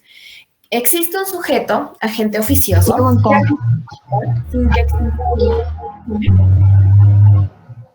Pregunta. Sí, te escucho. El cuasicontrato, o sea, perdón, el pago de lo no debido es, o sea, me genera una obligación, o sea, no es el pago que yo hago equivocadamente, sino la consecuencia, ¿cierto? Exacto. O sea, si alguien paga por mí, yo tengo que devolverle a esa persona lo que pagó de mi deuda y ese es el cuasicontrato, ¿verdad? Sí. Ah, ok. Sí, exacto. Ay, perdón. Bueno, ahora sí pasemos al cuasicontrato o sea, vas a repetir básicamente. En tu pregunta se repite en contra de la persona. Bueno, ahora sí pasemos. Ahora pasemos al cuasicontrato de agencia oficiosa o gestión de negocios ajenos. En este caso, existe un sujeto, agente oficioso, que administra, sin que exista un contrato de mandato. Los negocios, un contrato de mandato respecto a los negocios de esa persona. ¿Qué sucede? El agente oficioso, por regla general, tú puedes actuar representar a otra persona únicamente cuando media un contrato entre las partes, cuando existe un mandato. O sea, esa persona te va a conferir a ti un poder para determinada actuación. Sin embargo, en este caso, el agente oficioso va a administrar determinada propiedad o determinados negocios, pese a que no existe un contrato entre las partes. Y sin embargo, en este caso, sí te obligas respecto a esa persona que está representando, pese a que no existe contrato. Tú te estás obligando como sujeto, como agente oficioso. También tenemos el cuasicontrato de comunidad regulado en el artículo 2336 del Código Civil. Hay comunidad o indivisión cuando varias personas tienen sobre la totalidad de una misma cosa y sobre cada una de sus partes derechos de idéntica naturaleza. Tienen un solo derecho. Generalmente se presenta cuando, por ejemplo, fallece una persona, tiene 5 hijos, únicamente tiene un inmueble, entonces esas personas, esos hijos, van a acceder a la totalidad de esa cosa, de ese bien inmueble, y cada uno de los hijos va a tener derecho igual a los demás, o sea, todos tienen su cuota parte de ese bien inmueble. Bueno, también tenemos al delito, que es aquella conducta contraria a la ley penal que genera un daño en otros individuos. Dicho daño obliga al infractor a resarcir los perjuicios causados. La acción se puede ejecutar con dolo. Los delitos, por ejemplo, las lesiones personales generalmente son conciliables y buscan reconocer los perjuicios ocasionados al sujeto pasivo de la acción. O sea, tienes una incapacidad de 15 días producto de las heridas causadas en medio de una discusión, de una disputa, de una pelea. Entonces, para que te reconozcan esos 15 días de incapacidad, por ejemplo, puedes acudir a la fiscalía, celebrar audiencia de conciliación y de que el causante del daño, el sujeto activo, te reconozcan los perjuicios causados. Es decir, el delito va a generar una obligación frente al infractor. O sea, el infractor debe cancelar al sujeto pasivo de la acción, a la víctima. Y también tenemos el cuasidelito. Es aquel hecho ilícito, tal y como el delito, pero es cometido sin la intención de perjudicar a la otra persona. Existe culpa, a diferencia del delito. Se genera un daño que obliga a su autor a repararlo. Un ejemplo es la humedad en la casa del vecino. Tú no planeabas generar ese tipo de daños a tu vecino colindante. O sea, tú no planeabas de que que la tubería de tu vivienda se encuentre en mal estado. Jamás deseaste causar un daño a tu vecino. Sin embargo, se efectuó ese daño. Entonces, serás llamado a repararlo en virtud de la fuente de la obligación reconocida como cuasidelito. Bueno, aquí algunas preguntas frente a los últimos temas. Menciona la diferencia o las diferencias entre contrato, cuasicontrato, delito y cuasidelito. Entonces, frente a contrato y cuasicontrato, ¿en qué se diferencian las dos?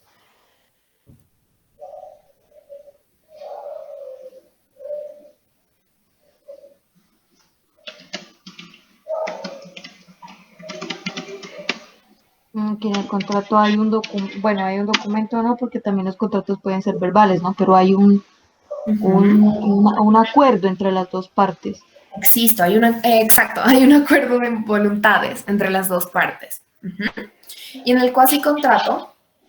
El cuasicontrato es en el que no hay acuerdo, como por ejemplo la agencia oficiosa, el pago de lo no debido que ya dijimos antes, y había otra cosa, pero ya se me olvidó también. Y la comunidad. Esa, la comunidad.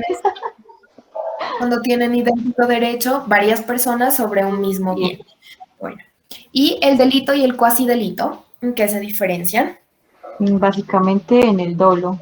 El delito es una obligación que surge por un hecho ilícito, pero cometido con dolo, y el cuasidelito es un hecho ilícito o dañino, pero cometido sin dolo. Sí, sin la intención de generar el daño. Básicamente,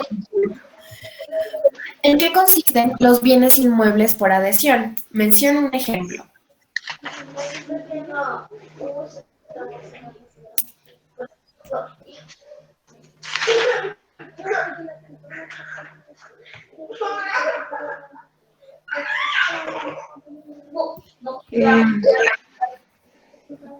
Sí, te escucho, Camila.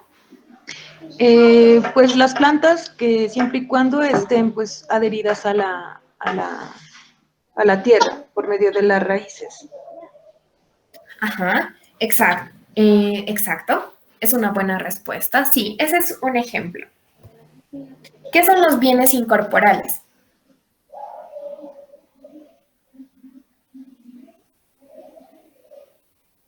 Se refiere exactamente a los derechos.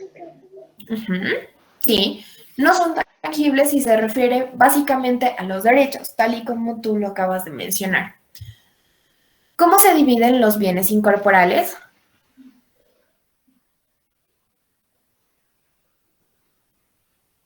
Se dividen en dos, en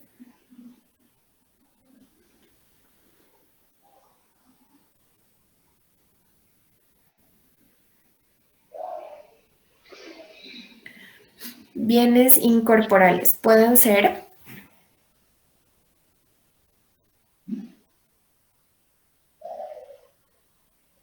bueno, ya dijimos que los bienes incorporales son susceptibles de haber el patrimonio de una persona y se dividían en dos.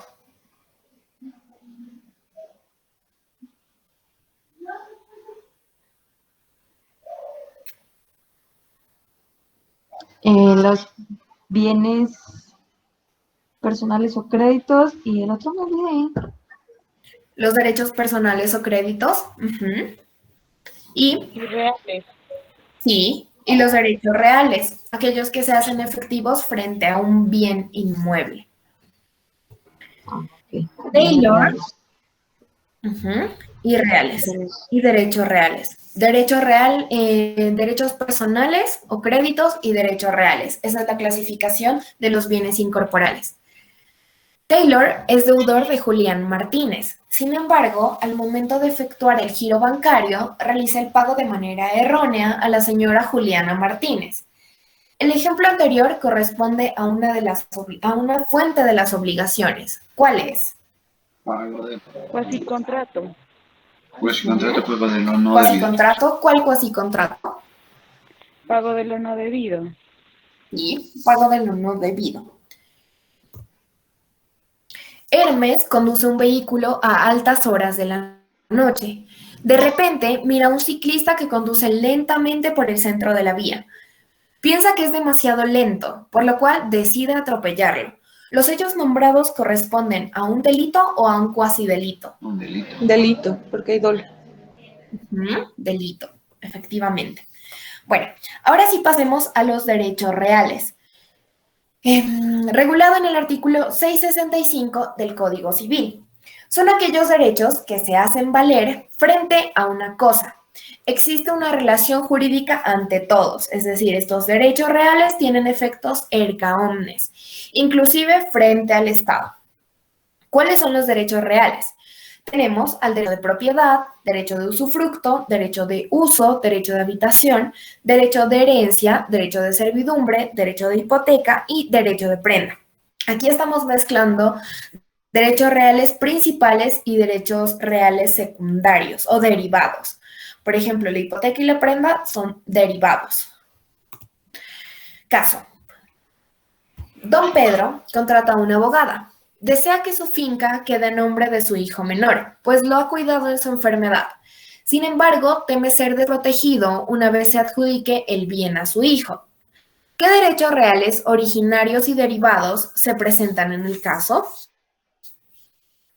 ¿Qué derechos se presentan en este caso? ¿O podrían ya presentarse?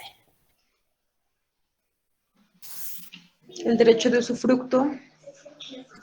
Sí, el derecho de usufructo. Don Pedro, ¿qué derecho real tiene en este momento? De propiedad. Sí, derecho real de propiedad. ¿Qué otro derecho se puede presentar? Derecho de uso, derecho de habitación. Tiene el señor ahorita. De algún modo, al realizar la donación, está anticipando otro derecho. El de herencia. El de herencia, sí, efectivamente. Y Bueno, pues luego va a tener el de usufructo porque,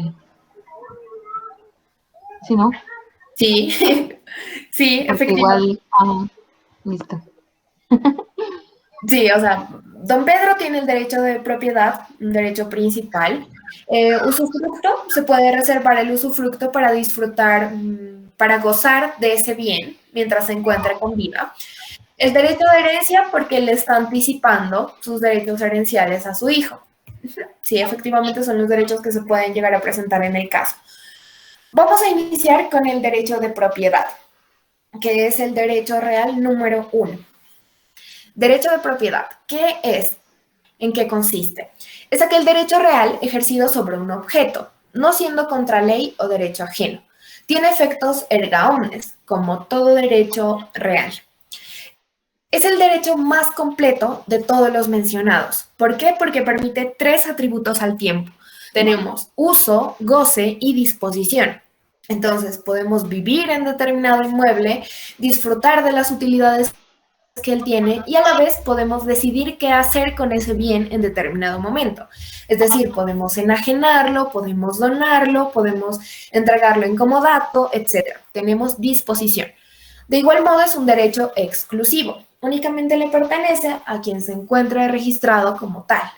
Y es un derecho perpetuo, es decir, permanece contigo hasta tu muerte. Sin embargo, presenta excepciones, porque como lo miramos anteriormente, tú puedes enajenar o realizar cualquier tipo de actos con ese bien.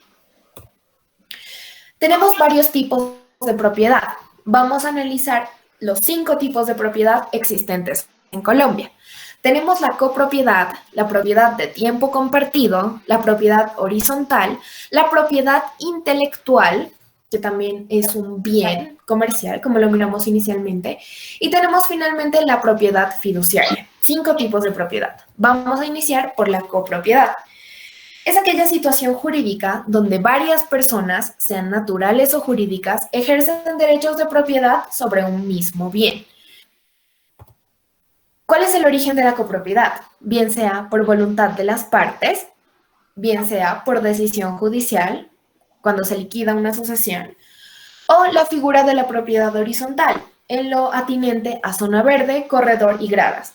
Recordemos, la propiedad horizontal tiene propiedad como tal, o sea, particular, y copropiedad frente a las zonas comunes. ¿Cuáles son las causales de extinción de esa copropiedad? Destrucción de la cosa común se aplica generalmente a bienes muebles, reunión de todas las cuotas partes en una sola. Por ejemplo, teníamos 2 hijos o 3 hijos de determinado causante y resulta que 2 de ellos quieren viajar, salir del país y pues uno de ellos decide comprar las cuotas de sus hermanos. Entonces, en ese caso, se extingue la copropiedad. También se puede extinguir por decisión judicial o administrativa y finalmente por división o venta de la cosa común. Aquí vamos a realizar otra clasificación de bienes, que son bienes divisibles y bienes indivisibles. ¿Cuáles son los bienes divisibles? Aquellos bienes que se pueden dividir sin perder su utilidad o funcionalidad.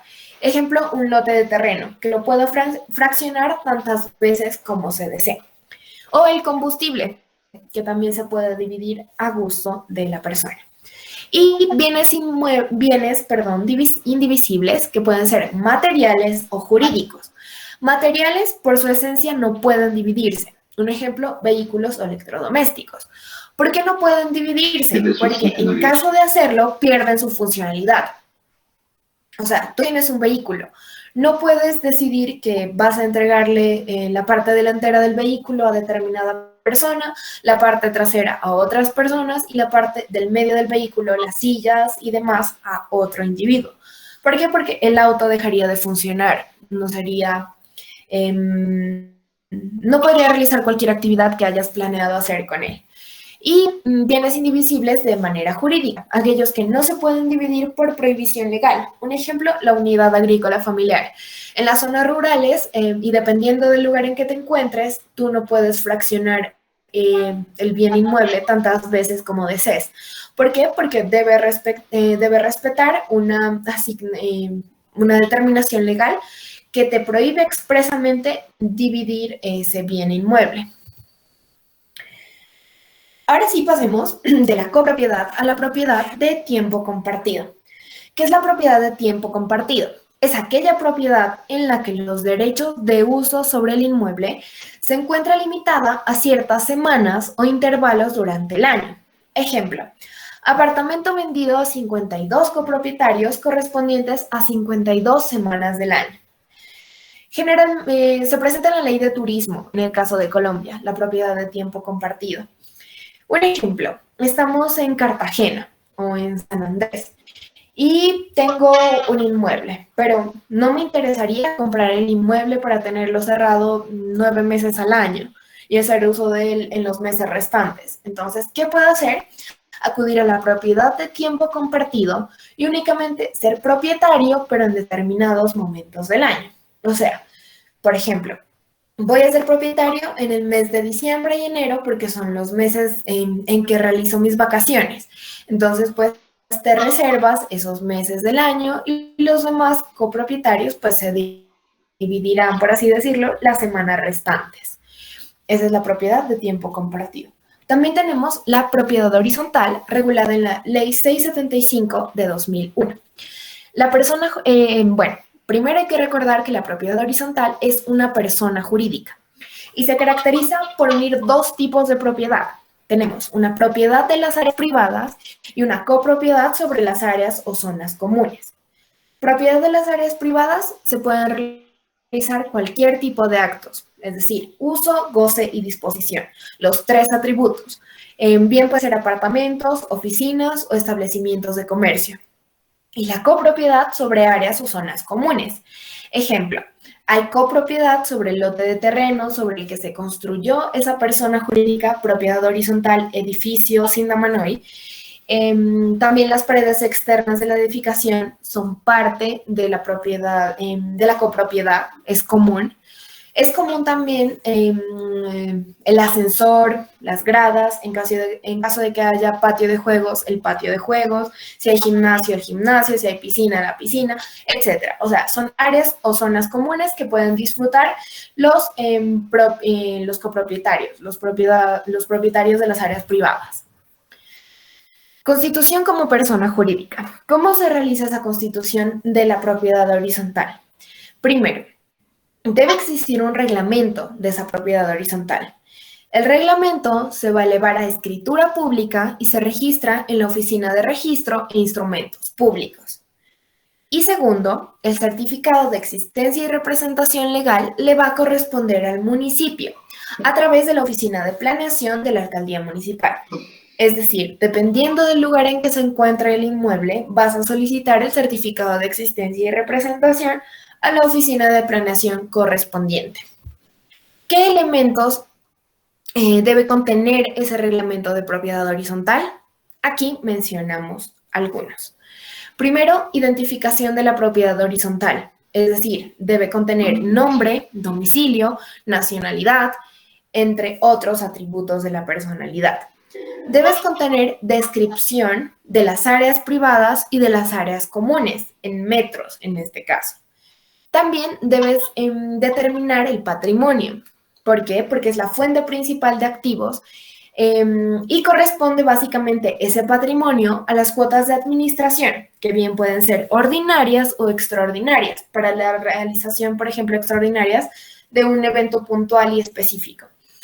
También debe contener el reglamento la estructura administrativa, es decir, Asamblea General de Copropietarios, Junta de Administración, el administrador, es optativo el Comité de Convivencia y los órganos de prevención y vigilancia.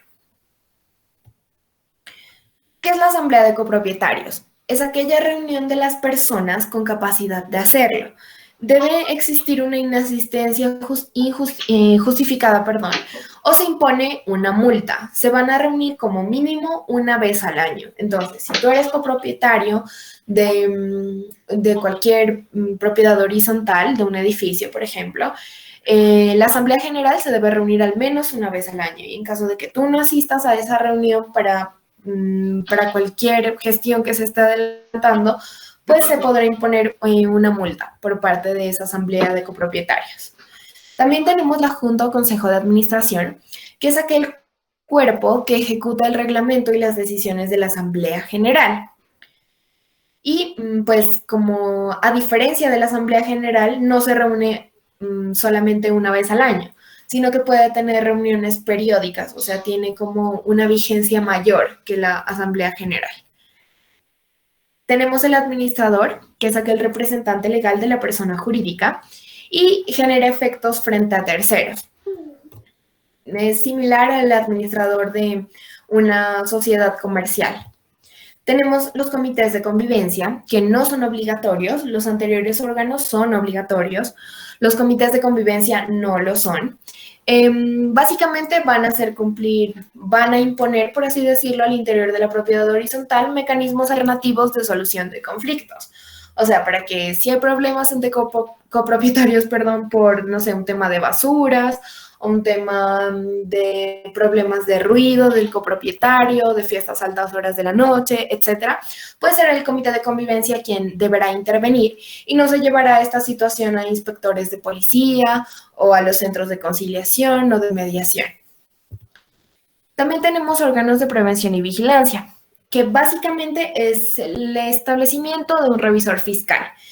¿Qué hace el revisor fiscal? Va a analizar la forma en que se liquidan impuestos, elabora los informes y lo da a conocer a la Asamblea General en la reunión anual que realiza.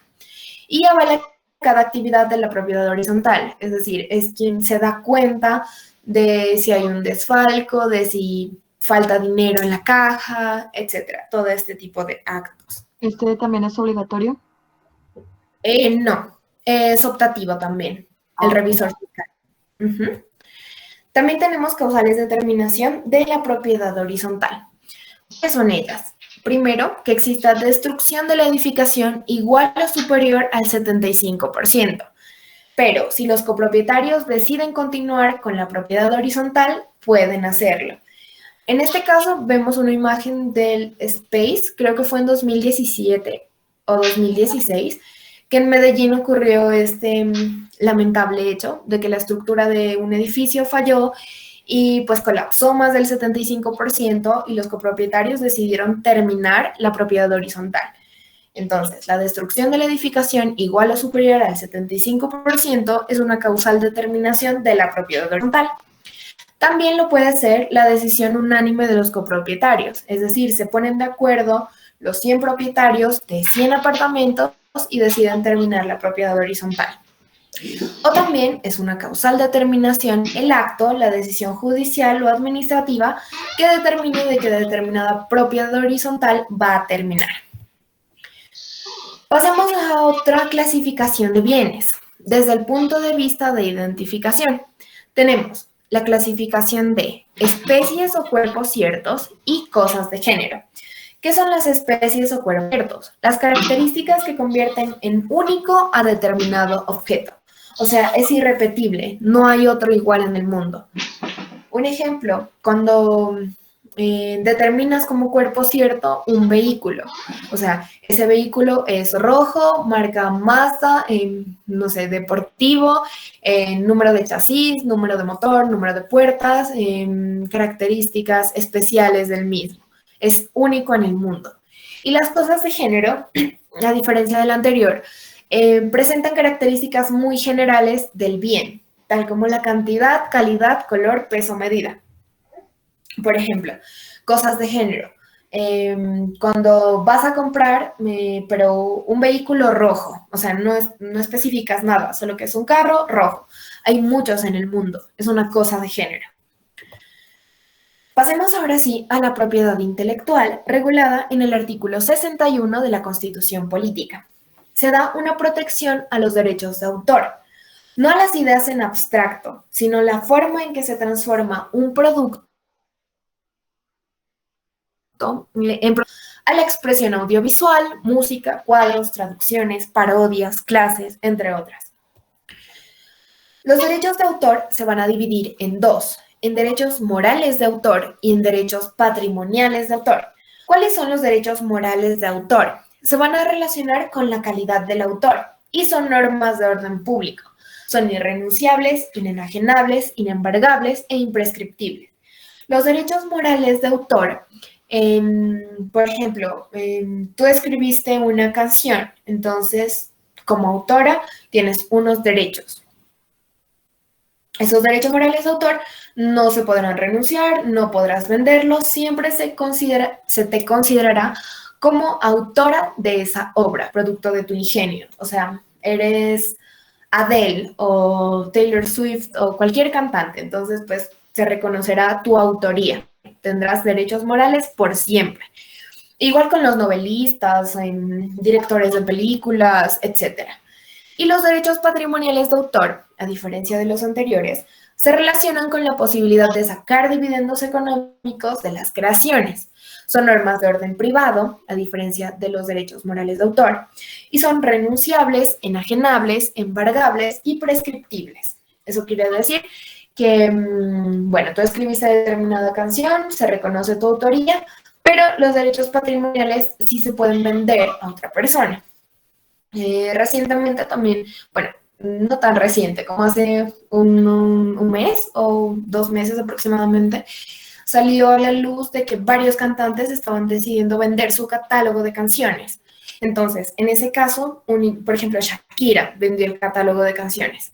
En ese caso, pues ella únicamente está vendiendo los derechos patrimoniales sobre esas obras. ¿Por qué? Porque son enajenables, puede renunciar a ellos. Sin embargo, los derechos morales se mantienen con ella, o sea, ella siempre se lo va a reconocer como autora de determinada canción. Bueno, los derechos morales de autor, el autor puede en cualquier momento reivindicar paternidad de la obra. El autor puede oponerse a modificaciones o mutilaciones de la misma.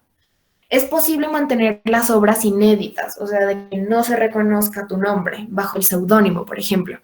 Y puede retirar la obra de circulación cuando no comprometa intereses de terceros, es decir, cuando no haya celebrado acuerdos con determinada discográfica o con determinada editorial que esté publicando tu libro. Y los derechos patrimoniales de autor.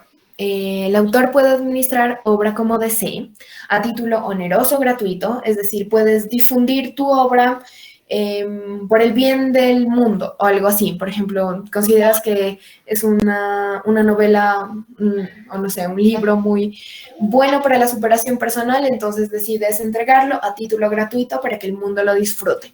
O bien puedes hacerlo a título oneroso, o sea, vas a recibir determinada cantidad de dinero por la transferencia. De igual modo, los derechos patrimoniales de autor, será posible transferir la titularidad. Se va a poder enajenar esos derechos a un tercero. Pasemos ahora a la propiedad fiduciaria. En este caso no existe propiedad plena. Se va a constituir un gravamen sobre determinado bien. Se va a imponer una condición que debe ser cumplida para adquirir la propiedad plena. Condición debe ser moralmente posible. Y existe goce, tenencia, disposición a cargo del propietario fiduciario, aunque se puede plantear a favor del beneficiario.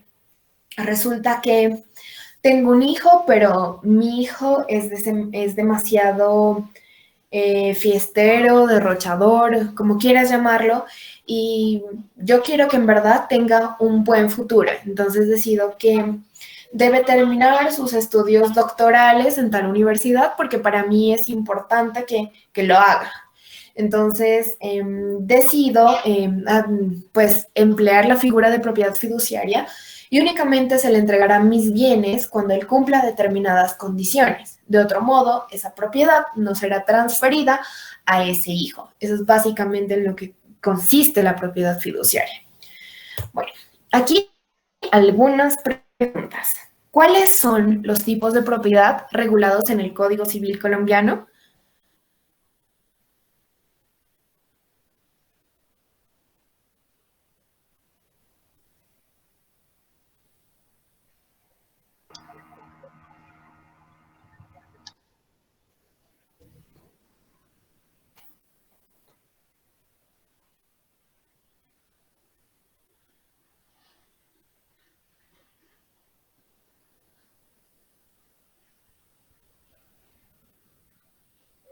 La copropiedad, la propiedad de tiempo compartido, la propiedad horizontal, la propiedad intelectual y la propiedad fiduciaria. Y los 5 tipos de propiedad, efectivamente. ¿Qué diferencia la copropiedad de la propiedad de tiempo compartido? Aunque la copropiedad se ejerce al mismo tiempo, o sea, la propiedad se ejerce al mismo tiempo sobre el bien, y la propiedad de tiempo compartido es en un intervalo pues definido. Ujú, sí, en determinado momento del año, por así decirlo. Ujú. Puedes usar y gozar de ese bien. Menciona las diferencias entre derechos morales y patrimoniales de autor. Los derechos morales es cuando te pertenece algo como autor, es decir, Son tú inembargables, hiciste, bueno, un libro, no puedes vender, o sea, no puedes vender el derecho a decir que otra persona lo hizo. Y el derecho patrimonial es que vende los derechos, por ejemplo, de la comercialización de ese libro. Ujú, sí, efectivamente. Son enajenables, irrenunciables, etcétera. Juan escribió una novela de fantasía publicada en la plataforma Wattpad. En la actualidad desea vender los derechos de reproducción de su obra. ¿Qué tipo de derechos está enajenando? ¿Derechos morales o patrimoniales? Ahí serían los derechos patrimoniales. Ujú, sí, efectivamente. Mencione algunos de los elementos del reglamento de propiedad horizontal. Debe tener un nombre, debe Sí, tener la descripción de las áreas y pues en metros, debe tener sí, los órganos administrativos sí. y no me acuerdo más. El patrimonio también debe Ah, contener el reglamento, el domicilio, etcétera. Bueno, vamos ahora a analizar el derecho de propiedad, teoría del título y el modo, pero 9 y 1. ¿Vamos hasta las 9 y 10 o lo dejamos ahí? Si se encuentran cansados, lo dejamos hasta ahí. Y pues no sé, ¿está bien si seguimos hasta las 9 y 10 o lo dejamos ahí? Para mañana iniciar el derecho de propiedad. Sí, yo creo que para mañana terminar bien el tema. Vale, entonces mañana terminaríamos el derecho de propiedad y continuamos con los demás derechos reales.